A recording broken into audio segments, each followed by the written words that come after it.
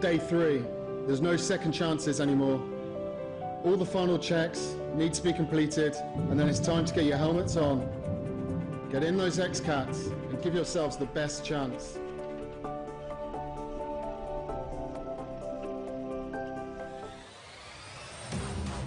It was pole position first, and there was no surprises. Carrying on from previous seasons, victory followed by Abu Dhabi. Perhaps the story of the day was the blue route from Team Australia coming in third, a great achievement.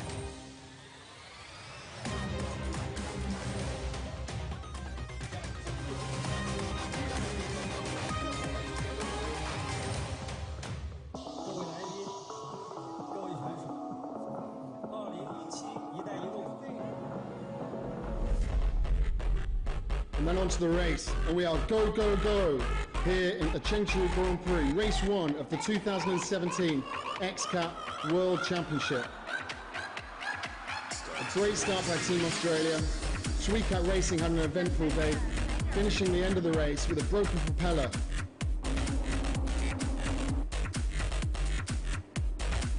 Having spoken to Eric Stark, the pilot, he said it's a lot like driving an X-Cat off-road. And victory came home for the win. Victory for victory as usual, followed by Abu Dhabi, and then Hachia Engineering. A bit of a surprise, but great news, fantastic news for boat number 22. Victory team raising the checkered flag and the trophy to become the first champions of the X-Cat 2017 season.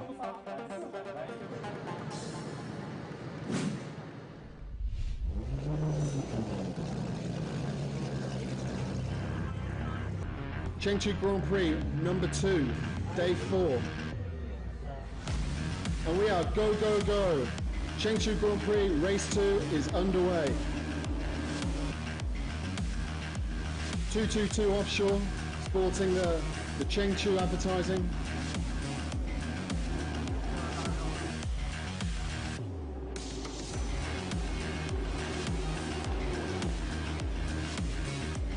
And again, no surprises, victory for victory, followed by Abu Dhabi, and then finally Team Australia coming in third. So as usual, as we've come to expect, victory team leading the way, Abu Dhabi in second, and then perhaps the story of the day, Team Australia, having finished third in qualifying yesterday. They weren't able to hang on to that third spot, to that podium spot, but it was a different story here today for race 2. It was an incredible event, an incredible Chengdu. Things went as we perhaps expected, with Abu Dhabi in second and victory team taking P1 in both race 1 and 2. But nonetheless, it was a great event and a wonderful city to visit, with so many attractions and so many things to see in the area, in the Henan province. I must quickly mention that if you are joining us on Facebook and YouTube at the moment, and you did miss just the start of this show, you haven't missed much. We were just rounding up round 1 of the X-Cat World Championship this year. And just now we're going to move on to the second round of the UIM 2017 X-Cat World Championship, this time in Weihai. Check it out.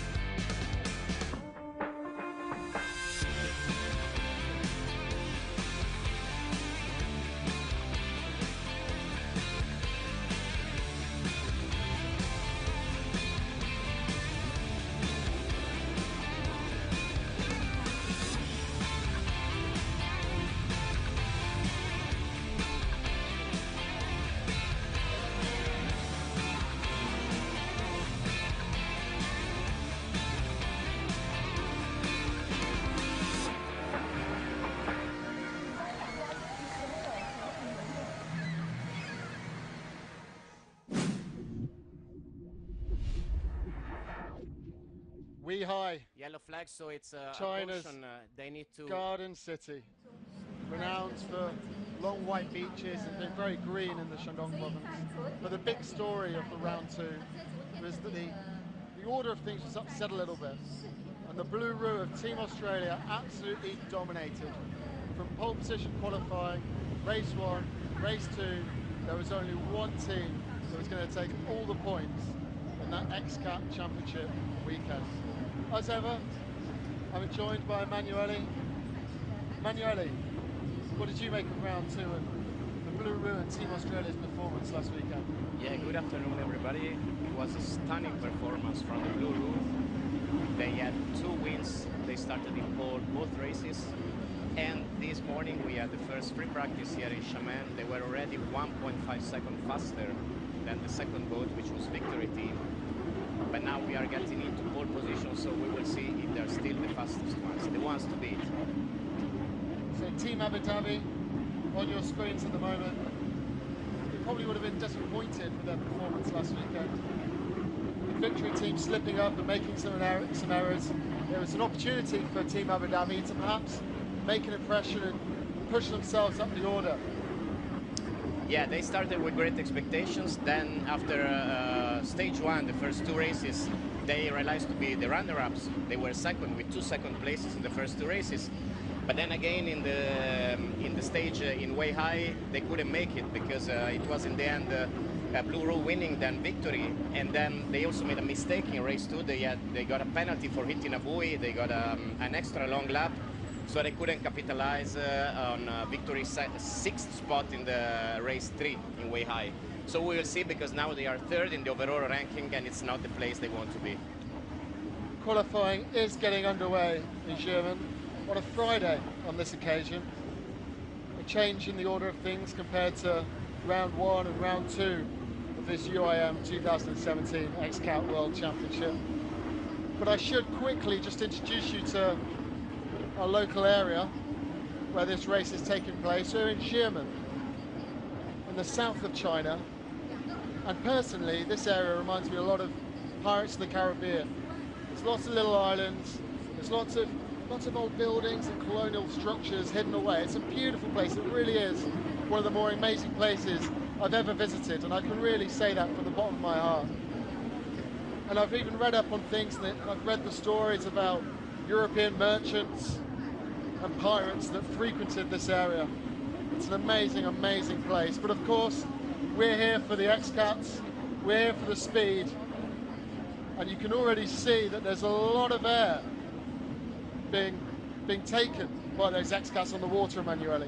Yeah, beautiful place, as you said, also for me, but also beautiful day to be in the water because it's sunny. It's a bit windy, the wind is keeping up, and so we started to see some waves. We've seen also white edges on the waves. It means the wind is getting stronger. And we see these boats, they're flying and jumping on the waves like airplanes. As I always stress, it's more a matter of aerodynamics than hydrodynamics, and it's enough to have these small waves and a bit of wind to see them flying.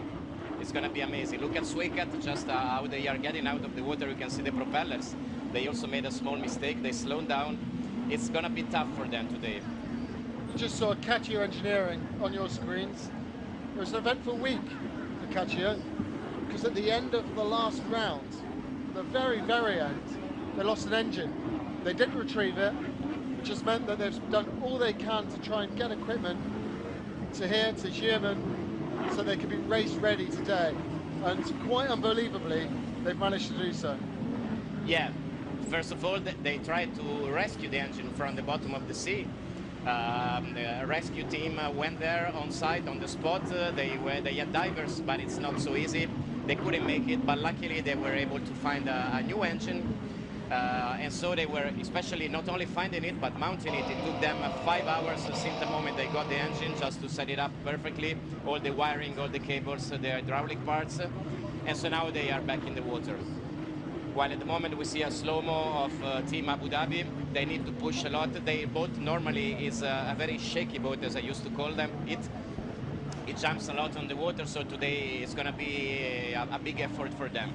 And this is catch on your screens, the one we mentioned. As you can see, they have both engines. we will see what they can do today. There's been a change in the cockpit for them. Diego Testa left the seat to Alfredo Mato, who is the team owner and team manager. He's an expert. He won a beautiful and amazing race back in 2015 in Dubai with very rough sea. We will see how he will behave in the cockpit with Daniele Martignoni.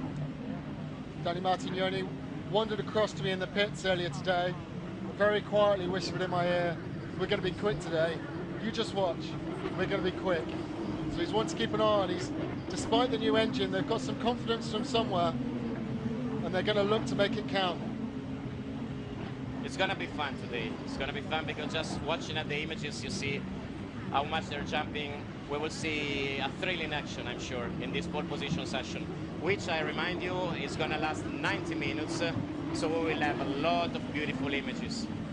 As always, for these XCAT World Championships here in China, there's a huge audience. 10,000 people are expected, over 10,000 people, and many of them will be supporting the local boat. Perhaps you could introduce that to us, Emanuele. Yes, we're talking about boat number 10 with Giovanni Carpitella and Joachim Kumlin in the cockpit. It's an Italian-Australian duo, and the boat in this case is called My Fair Xiamen. Xiamen, of course, is the hosting city, and they are supported by the city administration and, of course, by most of the public here. I must say, after 3 stages here in China, I realized how passionate these people are. A lot of public coming over, a lot of people eager to understand the sport, to have photos with the teams, to have autographs. They're really getting into the thrilling action that XCAT can bring to host cities. So it's very early in this first qualifying session.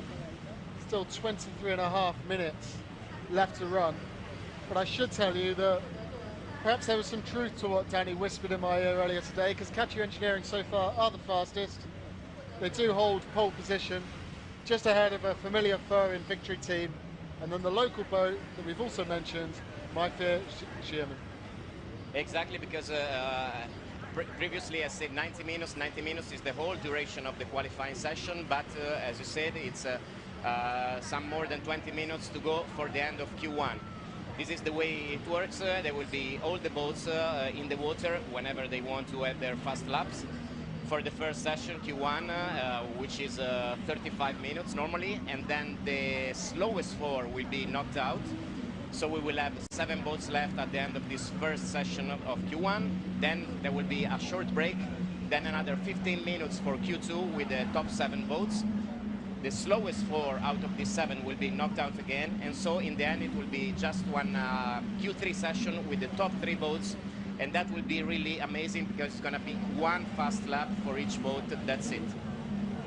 As always, if you have any questions, please feel free to comment on Facebook and YouTube. And I'm not as good as Emanuele, but we'll certainly do our best to help you and answer any of the questions you might have. I will do my best. In case I just go and ask, because we are in the timing tower here commenting, I can step upstairs and ask to the real expert people. Boat number 20 on your screens just there for Giro Team. They had a great weekend last weekend. Despite struggling in qualifying, they shot through the order and finished high up. Yeah, they had a P5 in the last weekend, which is a good result for them. They're still setting up the boat in the perfect way. But today, in the free practice session this morning, they were the second slowest in 10th position, so maybe they didn't find the right setup. They had all the chance, all the time to change their propellers, also to balance the boat, moving the ballast from top to the back, and so. While we see Victory Team stopping, it looks to me like it's in the middle of the course. It looks like they're in the milling area, so perhaps they're just communicating with their radio men there, Emanuele. Yeah, probably. I hope so. It would be very unusual for Victory Team to have a mechanical problem. Every time we speak to Salem especially, he makes a point of mentioning how important and how great his wider Victory Team are. So we shot a feature this week with Salem and he interviewed the guys behind the scenes. So you should stay tuned for that, because it's a fascinating watch to really see what goes into getting these huge engines out onto the water performing so well, specifically in the case of Victory Team from Dubai. Yeah, If you have the chance to go and stay on our Facebook page, there's a lot of videos. You really get into this sport. You will see all the behind the scenes. You will understand how it works, all the people involved. In this moment on the camera, we see boat number 9, the Russian team called New Star Racing. You see there's a darker spot on the side, in the back of the left side, the port side of the boat. There's been a repair because in the first stage in Zhengzhou, they got hit from the propeller of boat number 17, Rahib. The propeller of Rahib didn't get any damage. They got damage in the fiberglass. Of course, we have the people, the engineers, to check if the damage is structural, if it's a bad damage or not. It wasn't, so they had it repaired. The people worked all the night fixing fiberglass and carbon fiber. It's not aesthetically perfect, but the point is that structurally it's perfect, and so the boat can be in the water and race. Meanwhile, while you were talking, I checked on the radio. If sometimes you don't hear me for a longer time, it's because I'm also trying to get most of the information from the race control. I have a radio with me, and I can confirm that Victory was just waiting in the milling area, which is probably what the Catch Engineering is doing in this moment. They just turned down the engines. It's probably no coincidence that Catch Engineering and Victory Team currently hold P1 and P2. So they'll be satisfied with their work so far, and perhaps they'll only really come out again if they absolutely have to. Then we see number 46, Altman Marine. As in the second race of Way High stage, we told you about Catch Engineering losing one engine in the water. They had the trouble before. They flipped over the boat in free practice in Way High on Friday. So the boat had to be towed back to the pits, and they got, of course, water inside the engines. They spent the whole Saturday skipping pole position session and race 1 in order to fix the engines. They were able to get in the water for race 2, and now they are again in the water. So interestingly, Team Australia in the blue roux on your screens at the moment, they were the fastest in free practice earlier today.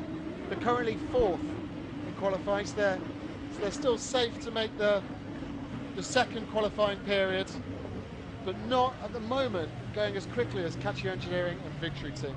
Yeah, so far what matters is just to get into Q2, but then also you have to see what are the limits of the boat on this circuit, so they have to push anyway. They can't be satisfied with a slower time, and we will see their potential.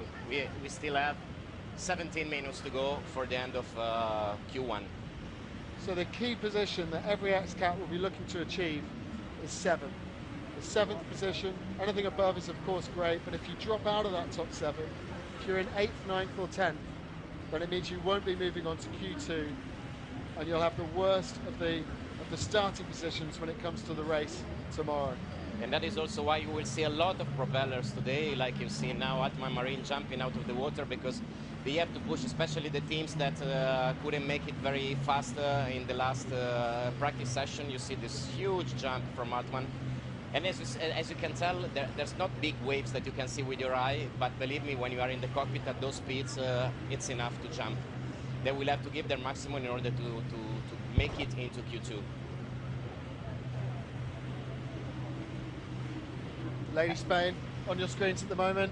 As Manueli mentioned, they had a huge crash on the Friday of the last round. It meant that they weren't able to make the Saturday's day of racing, but they did arrive on the Sunday.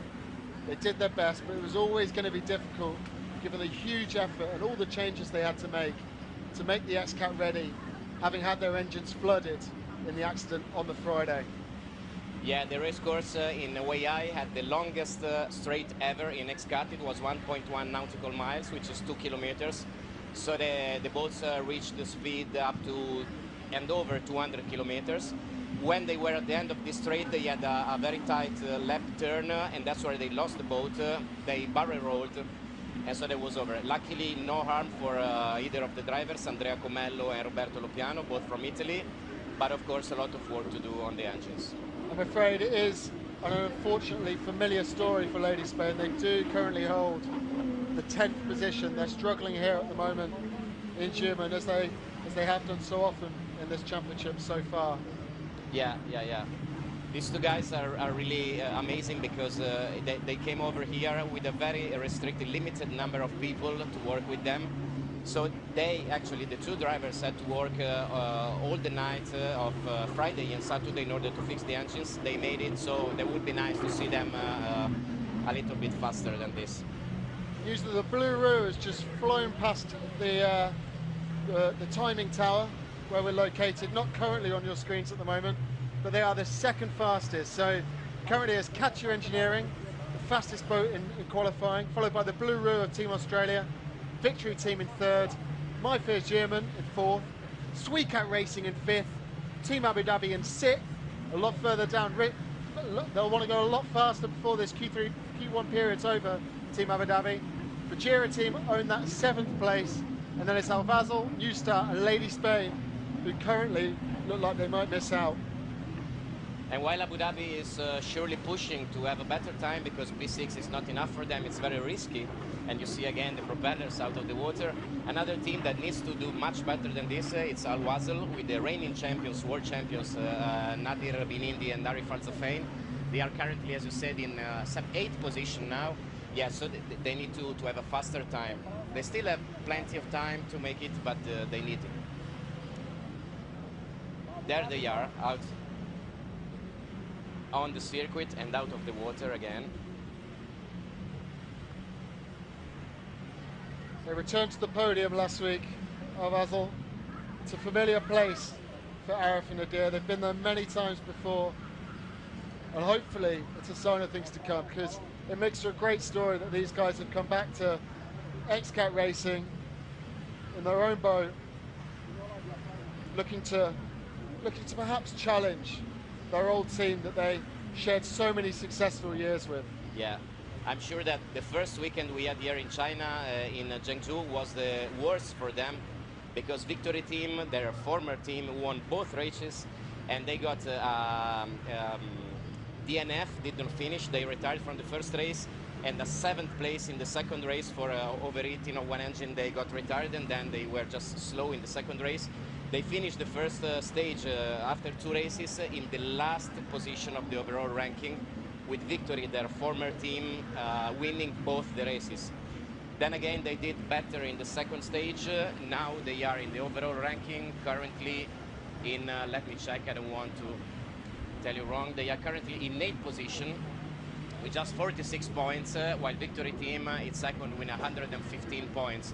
So they need to improve. They have the skills because they are very good drivers. They're the reigning world champions. They've been racing together for a long time and winning so many world titles. They have a good team of people as well, the team manager, Rory Power, and all the people around them. So they will improve for sure. And it would be nice to see this indirect battle with the Victory Team. So Al Vazel, having taken the last corner on this circuit, will now head down the home straight, racing towards the checkered boys, past the grandstands. Huge air as they really try to pick up maximum speed. And we'll find out if they're able to force their way into a P7 or perhaps higher, and into, of course, that second qualifying period. Yeah, there they go, jumping again towards the finish line. And as soon as we see the time that they will make, I will tell you what it means, these waves for the 2 people in the cockpit. Now let's see, they're passing in front of us to the finish line. We see a slow-mo of their last jump. And I'm afraid to say they're no quicker. No quicker. So still in P8, still missing out on that second qualifying period, Manueli. With 11 minutes to go. So if they want to change propellers, they have to run back to the pits now, change immediately, and straight away get out again for the last lap. Otherwise, they need to stay out and try to better their time. As for the people in the cockpit, what it means to jump that much, you have one person holding the steering wheel, we call the helm in boating terms.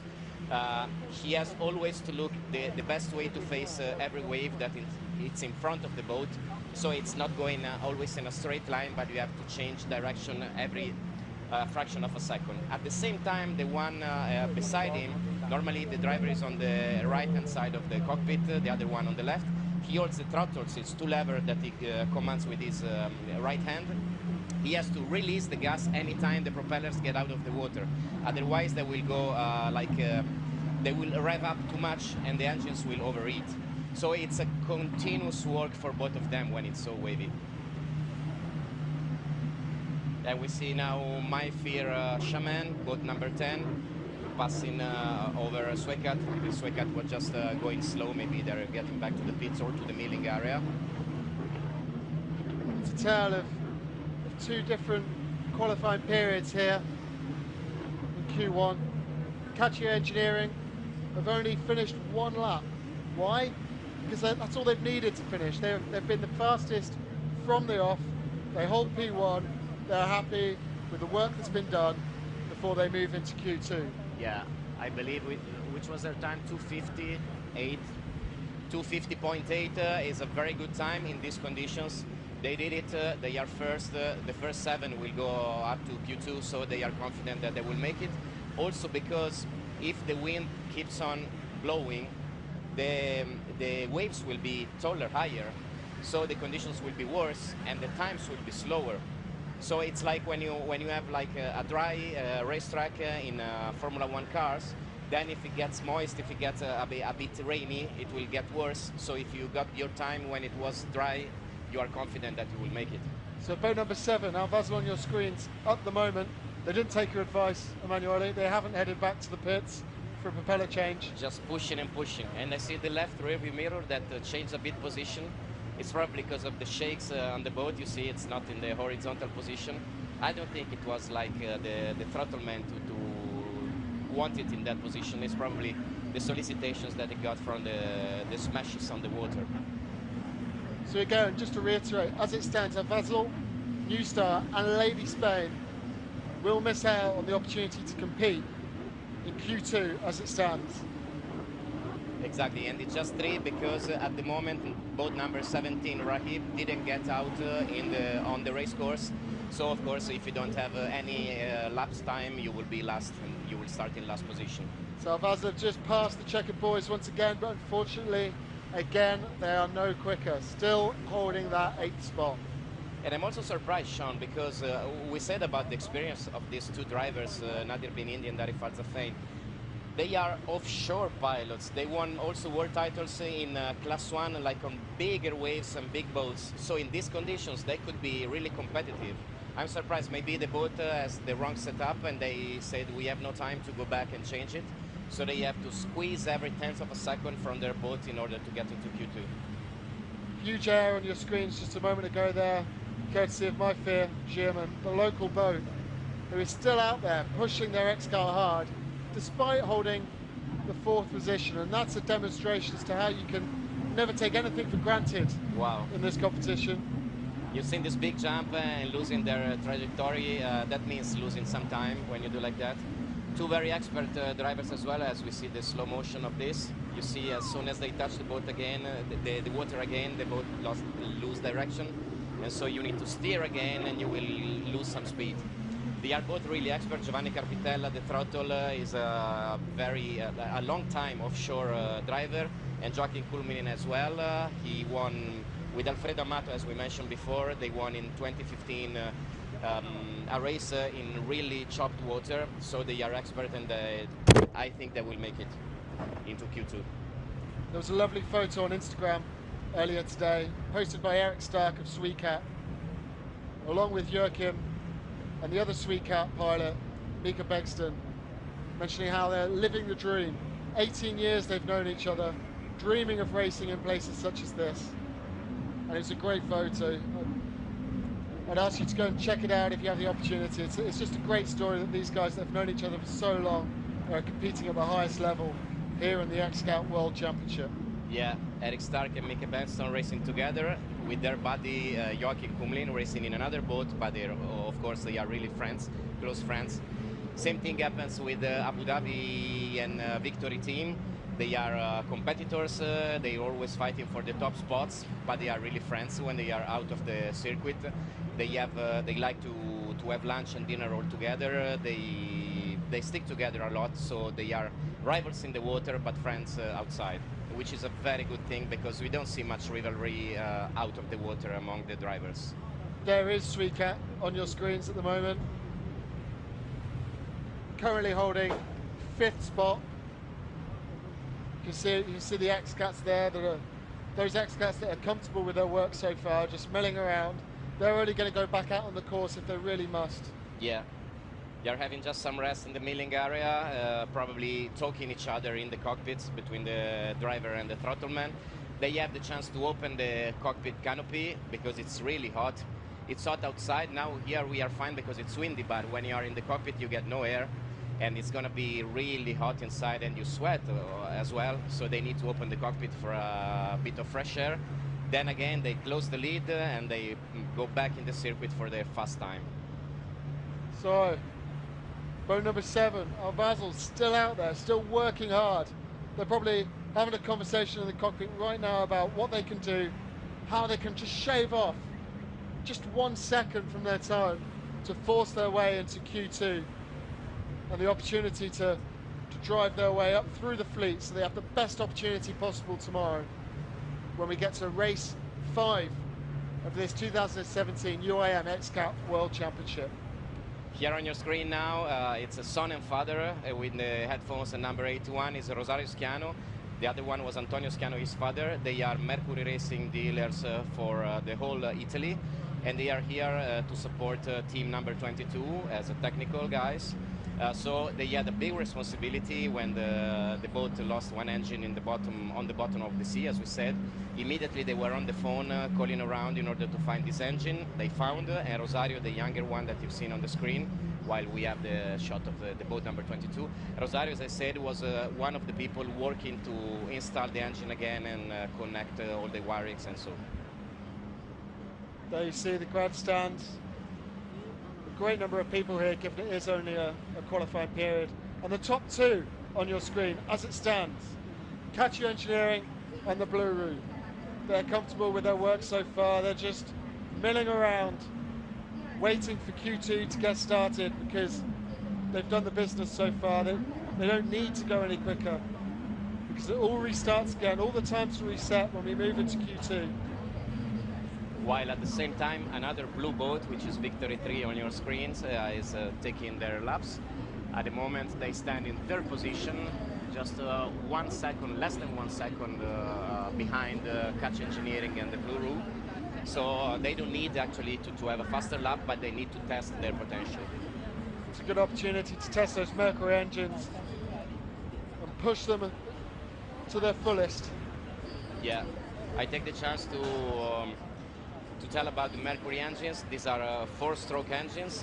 They called Mercury ROS 400, where ROS, ROS stands for Racing Offshore. They've been developed by Mercury Racing, especially for X-Cat World Championship.